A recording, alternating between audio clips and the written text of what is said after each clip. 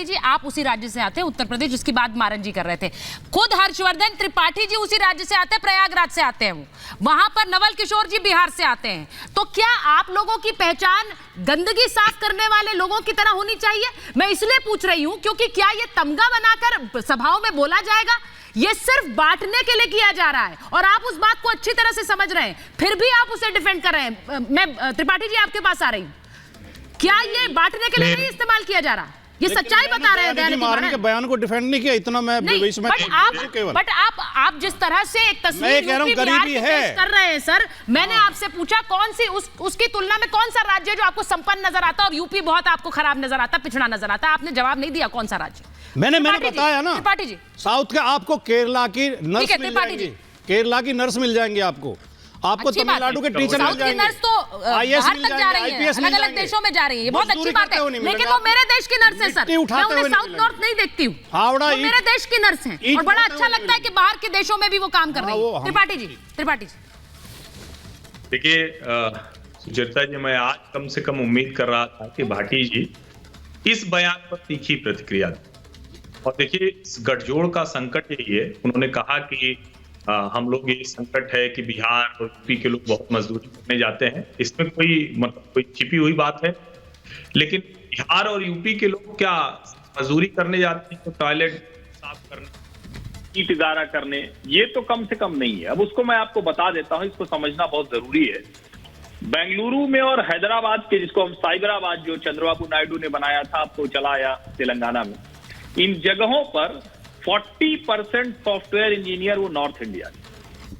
आज हमारा एनसीआर है, दिल्ली एनसीआर, दुनिया की फॉर्च्यून 500 कंपनी वो इसी दिल्ली एनसीआर में काम करती हैं, उनके यहाँ हेड ऑफिसेज हैं।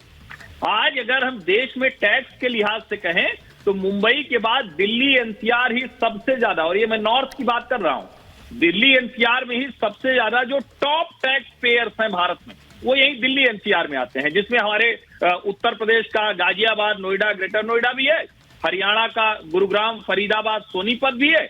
और जब हम ये बात करते हैं, और मुझे लगता है कि ये सचमुच सुना जाना चाहिए कि आखिर क्या स्थिति है अभी, तो उत्तर प्रदेश में अनएम्प्लॉयमेंट रेट अभी 2.3% है। जब हम तमिलनाडु के रेट की बात करते हैं कि भाई आखिर जब वो कह रहे हैं कि ये तो टॉयलेट क्लीनिंग के लिए आ रहे हैं, तो वहां हमसे ज्यादा अनएम्प्लॉयमेंट रेट है, 4% है। अब जब हम कहते हैं बिहार में, तो वहां 17% है। बिहार सचमुच बहुत पीछे है।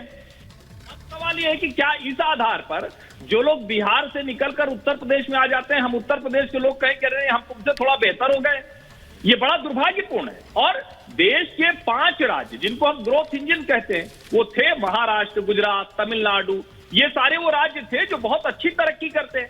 यहाँ जो श्रम है, जो कौशल है, वो हम लोग देते हैं, उत्तर प्रदेश बिहार के लोग। लेकिन ये भी सच है कि उत्तर प्रदेश बिहार के नेताओं ने बरसों बरस कोई पॉलिसी नहीं बनाई, किसी तरह का उद्योग धंधा नहीं आया। यहाँ कहते हैं ना कि यहाँ उद्योग की बजाय कट्टा उद्योग चलता था, अपराधी उद्योग चलता था, माफिया उद्योग चलता था, अपहरण उद्योग चलता था। तो जाहिर है कंपनियां कहां से आएंगी? वो तो नहीं आएंगी।